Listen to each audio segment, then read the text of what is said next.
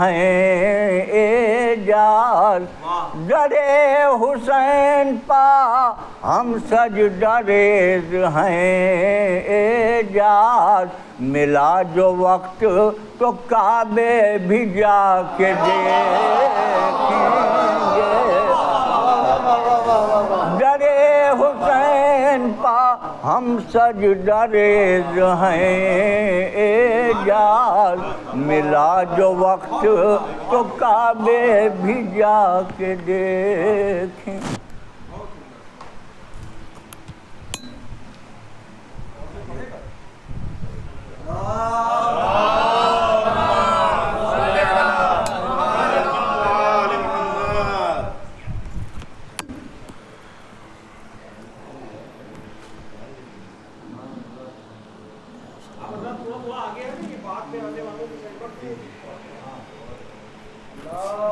صلی اللہ علیہ وسلم۔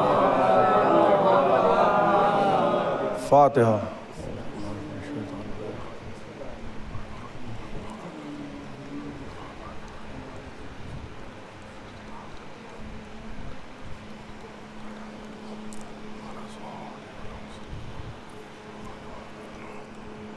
اعوذ باللہ من الشیطان اللعین الرجیم، بسم اللہ الرحمن الرحیم، الحمد للہ الذی ہدانا لہذا وما كنا لنہتدی لولا ان ہدانا اللہ، لقد جاءت رسل ربنا بالحق والصلاة والسلام علی النبی الامی الخاتم لما سبق والفاتح لمن غلق المعلن الحق بالحق ابی القاسم محمد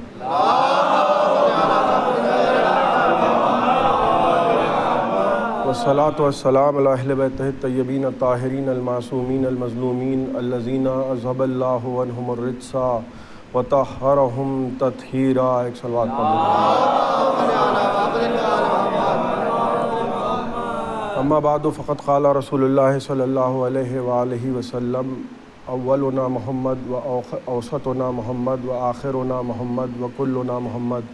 ایک درود پڑھ دیں محمد والے۔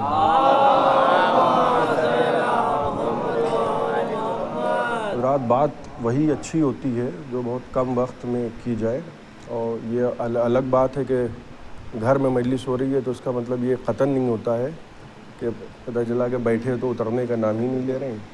تو ذرا سی آپ کی توجہ چاہ رہا ہوں، اور انشاءاللہ 25-30 منٹ میں گفتگو ختم ہو جائے گی۔ پیغمبر کی حدیث ہے کہ ہمارا پہلا بھی محمد ہے، ہمارا درمیانی بھی محمد ہے، اور ہمیں ظاہر ہے کہ مشہور زمانہ حدیث ہے۔ تو یہ جو حدیث ہے نبی کی، دیکھیے دنیا میں جتنے بھی خاندان ہوتے ہیں، کہیں بھی چلے جائیے آپ، اور لکھنؤ کی اگر ہم مثال دیں تو سب سے پہلے ہم لکھنؤ میں اردو اسپیکنگ ورڈ میں سب سے پہلے ہم کہتے ہیں کہ صاحب دیکھیے میر انیس ہے اور مرزا دبیر مثال کے طور پر۔ تو اگر ہم خاندانوں کا خالی جو ہے تجزیہ کرتے جائیں تو میر انیس جو ہے وہ پہچان ہے، اپنے خاندان کی پہچان نہیں ہے بلکہ اردو اسپیکنگ ورڈ میں لکھنؤ کی پہچان ہے۔ مرزا دبیر جو ہیں صرف پتہ چلا کہ اپنے خاندان کی پہچان نہیں ہے، یعنی یہ تو میں ایسے لوگوں کی مثالیں دے رہا ہوں کہ جو سرحدوں کو جو ہے وہ عبور کر کے، اور کچھ سرحدیں کوئی معنی ہی نہیں رکھتی ہیں، یعنی جو اردو بول رہا ہے وہ انیس کا نام لے رہا ہے، جو اردو پر اتھارٹی خود کو ثابت کرنا چاہ رہا ہے وہ رہ کے مرزا دبیر کا نام لے رہا ہے۔ تو اپنے خاندان میں میر انیس جو ہیں ایک ایسی شخصیت ہیں کہ جو بھی تعارف کرائے گا وہ کہے گا کہ دیکھیے میں انیس کا جو ہوں وہ پر پوتا ہوں، یا میں انیس کا پوتا ہوں مثال کے طور پر، میں میر انیس کا نواسا ہوں۔ تو اس لیے وہ تعارف کرا رہا ہے انیس کے ذریعے اپنا، کیونکہ انیس جو ہیں وہ اس کی پہچان ہے۔ انیس کے خاندان میں اگر کوئی دوسرا انیس ہوتا تو وہ یہ نہ کہتا کہ میں ان کا نواسا ہوں، بلکہ وہ کہتا کہ میں خود فلاں ہوں۔ ایسے ہی مرزا دبیر کے خاندان میں دیکھیے تو آپ یہی دیکھیں گے کہ وہ ہر آدمی کہہ رہا ہے کہ دیکھیے میں مرزا دبیر جو ہے وہ چوتھی نسل میں وہ میرے مثلاً جد ہوتے تھے۔ تو اگر وہ خود جو ہے وہ انہی کے برابر کا ہوتا تو کہتا کہ صاحب اس زمانے میں وہ تھے، اس زمانے میں میں ہوں، مثال کے طور پر۔ تو اب پتہ چلا نسلیں گزرتی جا رہی ہیں مگر پہچان جو ہے وہ پورا خاندان جو ہے وہ انہی کے ارد گرد گھوم رہا ہے۔ اور ایسے ہی مثال کے طور پہ آپ نجف چلے جائیے، عراق چلے جائیے، اب آپ حضرات میں بہت سے لوگ ایسے ہیں جو آیت اللہ سیستانی کے مقلد ہیں۔ اگر میں پلٹ کے پوچھ لوں یعنی توضیح المسائل کے مسئلے تو 10 لوگ بتا دیں گے، لیکن اگر کسی سے پلٹ کے یہ پوچھ لیا جائے کہ صاحب آیت اللہ سیستانی کے والد کا کیا نام تھا تو لوگ کہیں گے کہ بھائی یہ ہمیں نہیں معلوم ہے. ہو سکتا ہے کوئی بتا بھی دے, یعنی یہ ضروری نہیں ہے کہ میں یہ کہہ رہا ہوں کہ نہیں بتا پائیں گے. تو ہو سکتا بھائی آج کل تو ہر چیز جو ہے وہ موبائل کے ذریعے سرچ ہو سکتی ہے, لیکن ایک جنرل میں بات کر رہا ہوں. تو پتہ چلا کہ آپ وہاں جائیں گے تو کوئی آپ اپنا تعارف کرائے گا, دیکھیے یہ آیت اللہ سیستانی کے بیٹے ہیں اور یہ ان کے پوتے ہیں, یہ ان کے پر پوتے ہیں, مثال کے طور پہ. یعنی آیت اللہ سیستانی کے خاندان میں وہ خود پہچان ہے, آیت اللہ خوئی کے خاندان میں وہ خود پہچان ہے. اب سب پہچانے جا رہے ہیں, پتہ چلا انہی کے ذریعے سے. یہ میں نے مثالیں دی ہیں چند جو زندہ مثالیں ہیں ہمارے اس زمانے میں. اب پیغمبر کی اس حدیث کے جس کی تلاوت کا شرف میں نے حاصل کیا ہے, اس کو اگر آپ غور کریں تو دیکھیے جو محتاج ہوتا ہے نا وہ آل محمد کا خاندان نہیں ہے. محتاج جو ہوتے ہیں, محتاج ہیں مثال کے طور پہ پیغمبر کی ازواج, کہ اگر نبی نے طلاق دے دی تو اب رشتہ ختم ہو گیا. اب چاہے کوئی اونٹ پہ بیٹھے چاہے ہاتھی پہ بیٹھے, اس سے کوئی فرق نہیں پڑا, رشتہ ختم ہو گیا.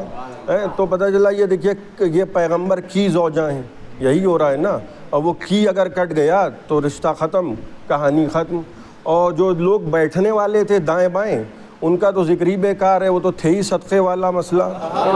سب کی میں بات نہیں کر رہا ہوں, وہ تو ایک اصحاب با وفا الگ ہیں. وہ ظاہر بات ہے ہر ایک جابر ابن عبداللہ انصاری نہیں ہے, ہر ایک میثم تمار نہیں ہے, ہر ایک جو ہے وہ حذیفہ نہیں ہے, ہر ایک مالک اشتر نہیں ہے. اور جنرل لوگ جو ہے بھیڑ الگ ہے اور خواص الگ ہیں. لیکن آل محمد کا خاندان اب دیکھیے کیسا خاندان ہے کہ وہ محتاج نہیں ہے. یہ نہیں ہو رہا ہے کہ صاحب دیکھیے یہ نبی کے نواسے ہیں, بلکہ نبی بھی یہ کہہ رہے ہیں کہ انا من ہوں, یہ مجھ سے ہے تو میں اس سے بھی ہوں. تو نبی کا خاندان ایسا ہے کہ کوئی محتاج تعارف نہیں ہے. یعنی علی ہیں تو اپنی جگہ پہ علی ہیں, فاطمہ ہیں تو اپنی جگہ پہ فاطمہ ہیں, حسن ہیں تو اپنی جگہ پہ حسن ہیں, حسین ہیں تو اپنی جگہ پہ حسین ہیں. ایک طبقہ ایسا تھا جو یہ چاہتا تھا کہ نبی کے دائیں بائیں دفن ہو جاؤ. امام حسن علیہ السلام کا جنازہ جب لایا جا رہا تھا تو وہ یہ کہنے لگا کہ صاحب ان کو نبی کے پہلو میں دفن نہ ہونے دو. اچھا خیر کوئی مسئلہ نہیں ہے, آپ یہ چاہتے ہیں کہ آپ ادھر تشریف فرما رہیں اور آپ ادھر تشریف فرما رہیں. آل محمد کا مسئلہ تو کچھ ہے ہی نہیں, وہ تو جہاں دفن ہوں گے وہ جگہ نجف ہوگی, وہ جگہ کربلا ہوگی. ایک صلوات پڑھ دیں محمد و آل محمد.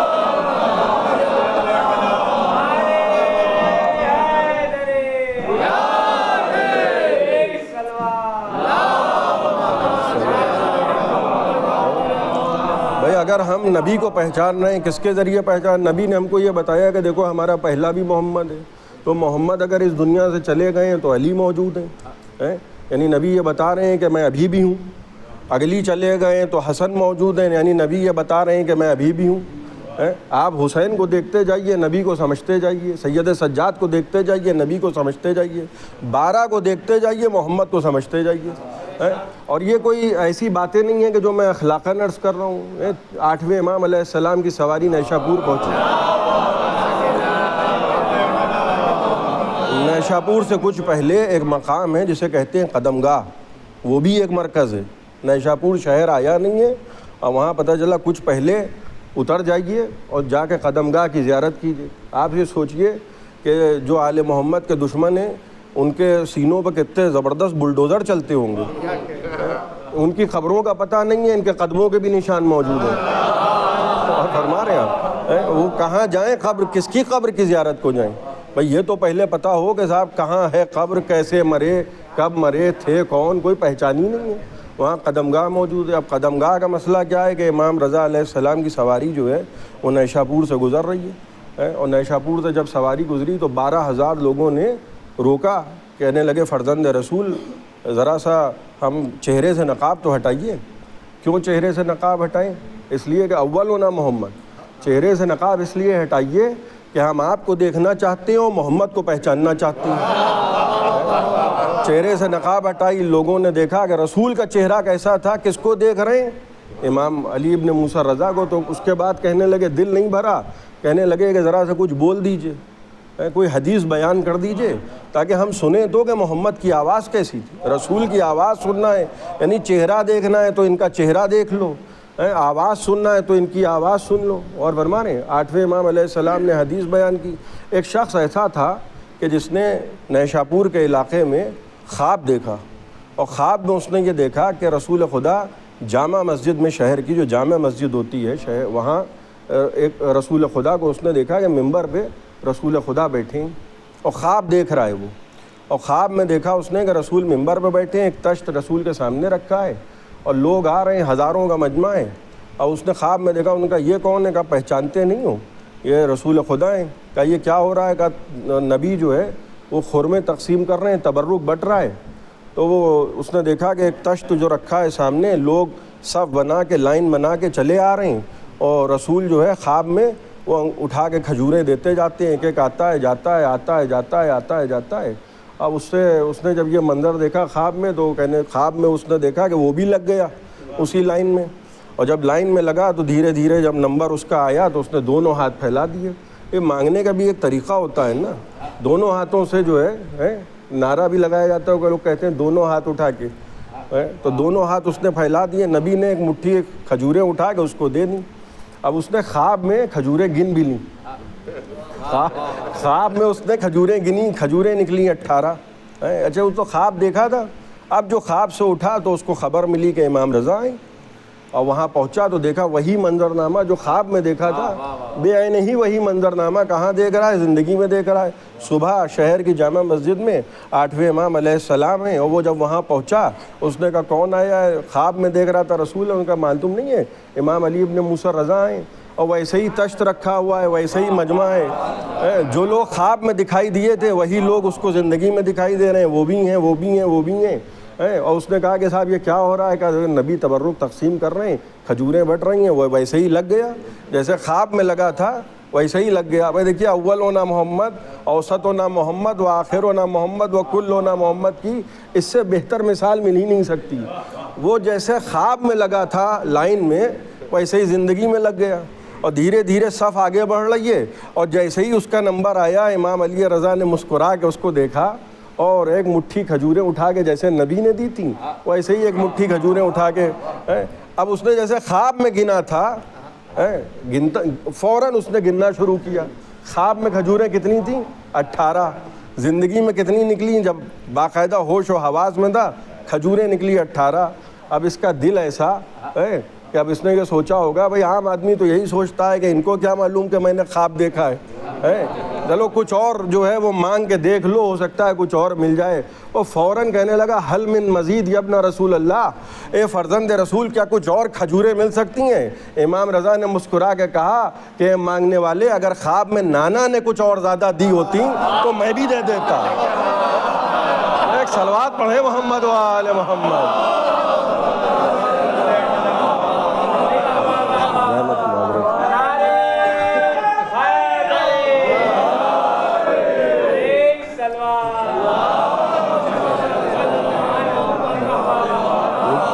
فرما رہے ہیں آپ، اگر وہ کہہ رہے ہیں کہ اگر خواب میں نانا نے دی ہوتی تو دیکھیے ہونا وہی ہے جو نبی نے کیا ہے۔ اسی وجہ سے بہت سے لوگوں کو جو ہے وہ مولا علی برداشت نہیں ہوئے، کیونکہ مولا علی اگر ہوتے تو کھانے کو کیا ملتا؟ اور جو خود جو کی سوکھی ہوئی روٹی کھا رہا ہو، وہ ظاہر سی بات ہے کہ آپ کو تو مرغے کھلائے گا نہیں۔ غور فرما رہے ہیں آپ؟ تو ظاہر سی بات ہے کہ بہت سے لوگوں کو وہ جو ایک دل میں ان کے بے قراری تھی کہ کہیں ایسا نہ ہو کہ مولا علی کو ہاتھوں پہ اٹھا دیا۔ غدیر کے میدان میں نبی نے یہی تو کیا تھا۔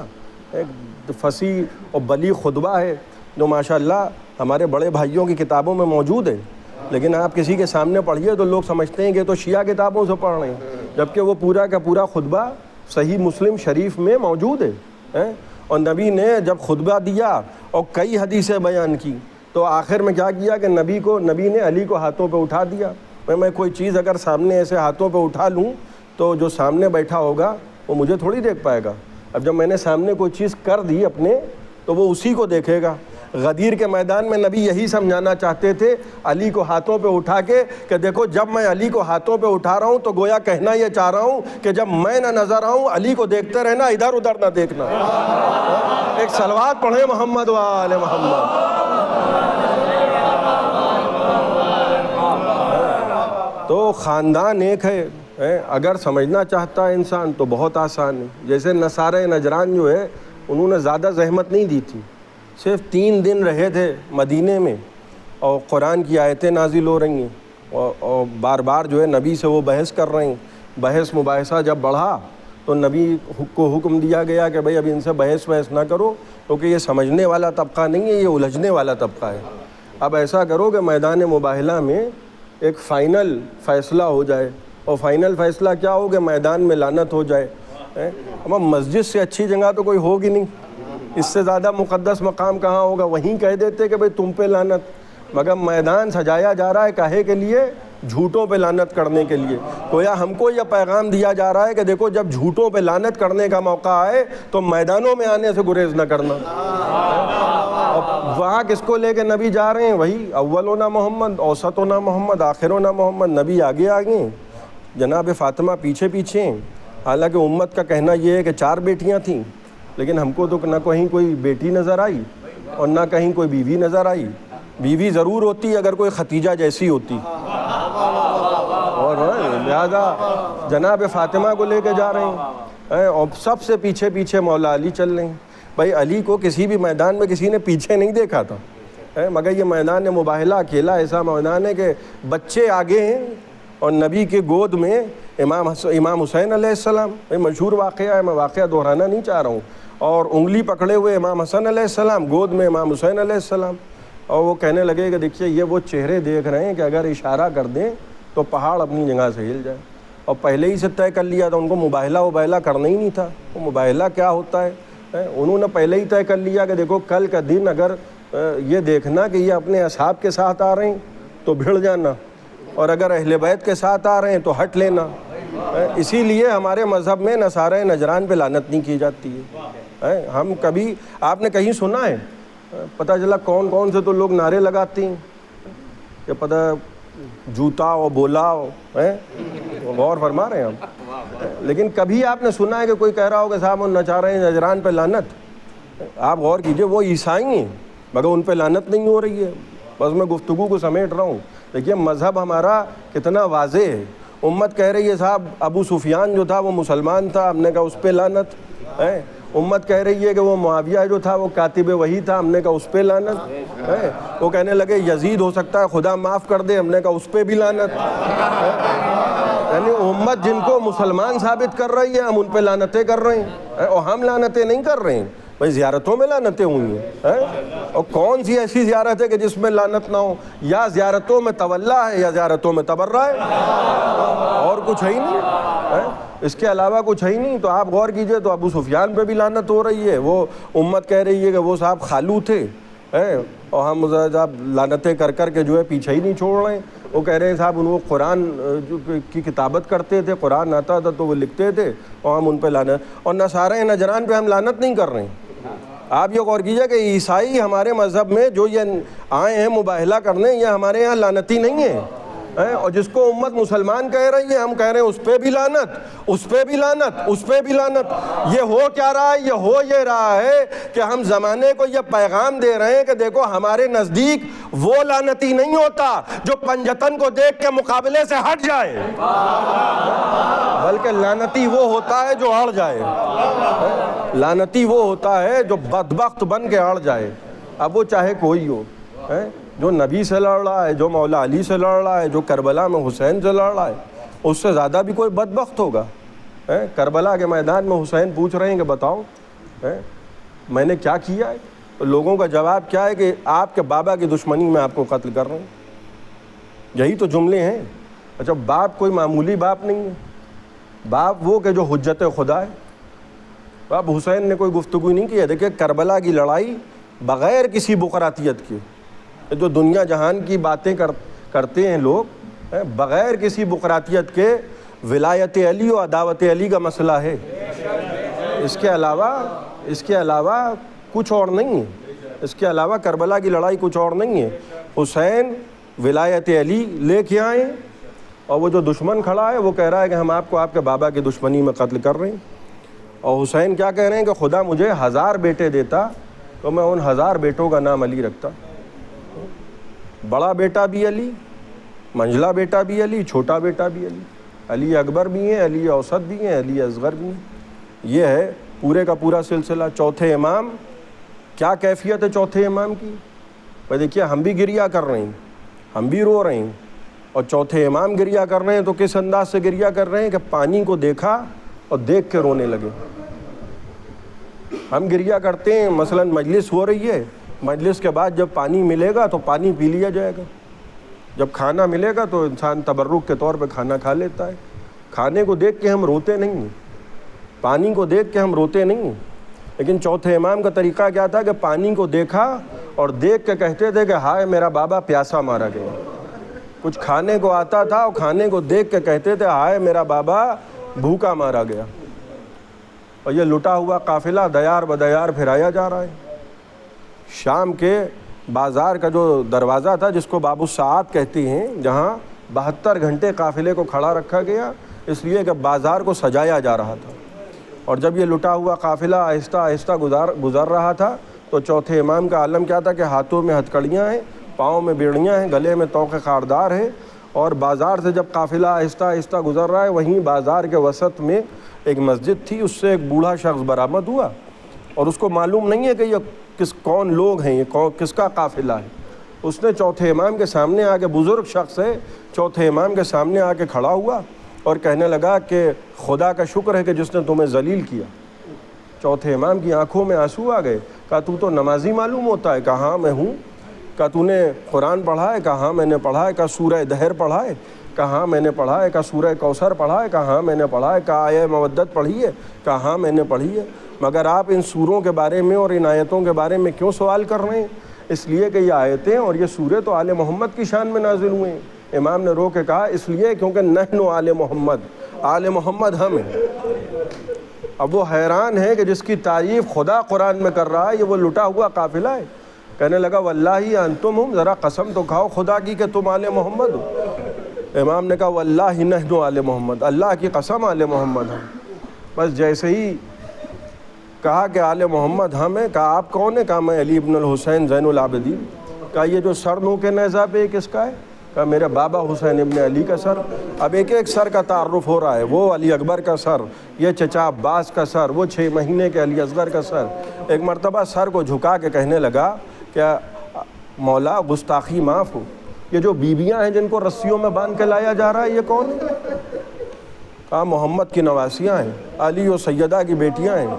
اسی لیے چوتھے امام کہتے تھے الشام الشام الشام، محمد کی نواسیاں ہیں، علی و سیدہ کی بیٹیاں ہیں۔ بس جیسے ہی یہ جملے سنے ایک مرتبہ رو کے کہنے لگا کہ آقا میں اتنا ضعیف ہوں کہ میں تلوار نہیں چلا سکتا، بس میں نے آپ کی زحمتوں کو تمام کیا، خدا آپ کو کوئی غم نہ دے سوائے غم سرکار سید الشہداء کے۔ کہنے لگا مولا میں اتنا ضعیف ہوں میں تلوار نہیں چلا سکتا، اے مولا مجھے اس بات کی اجازت دیجئے کہ میں اس قافلے کے سامنے لیٹ جاؤں تاکہ یہ قافلہ مجھے رونتا ہوا گزر جائے، یہ قافلہ مجھے رونتا ہوا گزر جائے، اور قیامت کے دن آپ کے نانا سے یہ کہہ سکوں کہ اللہ کے رسول میں نے آپ کے گھر کی بیٹیوں کو بے ردہ بازار شام میں نہیں دیکھا۔ بس 2 جملے اور میں نے آپ کی زحمتوں کو تمام کیا۔ جب یہ قافلہ دربار یزید کے قریب پہنچا ہے تو 700 کرسی نشین دربار کے اندر بیٹھے ہوئے اس لٹے ہوئے قافلے کا انتظار کر رہے تھے، اور چوتھے امام فرماتے ہیں کہ دربار کے 7 دروازے تھے اور ایک ایک دروازے پر 500 سپاہی مسلح کھڑے تھے۔